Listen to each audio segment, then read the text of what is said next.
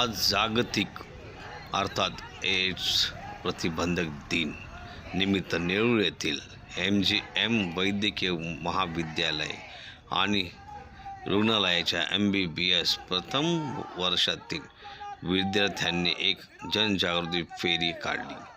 ही फेरी MGM महाविद्यालय परिसरातून Nerul railway स्थानक बाहेरील परिसरात आणि पुन्हा नेरूळ गावातून मार्गक्रमण करत पार पडली।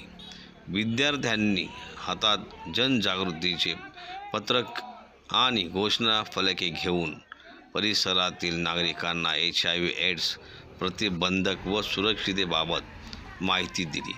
विद्यार्थ्यांच्या घोषणांमध्ये मुख्य संदेश होता एड्स प्रतिबंधक योग्य आहे, सुरक्षित रहा। या उपक्रमाला अधिष्ठाता डॉक्टर संध्या खडसे आणि साधना तायडे, डॉक्टर मंजू बशिनी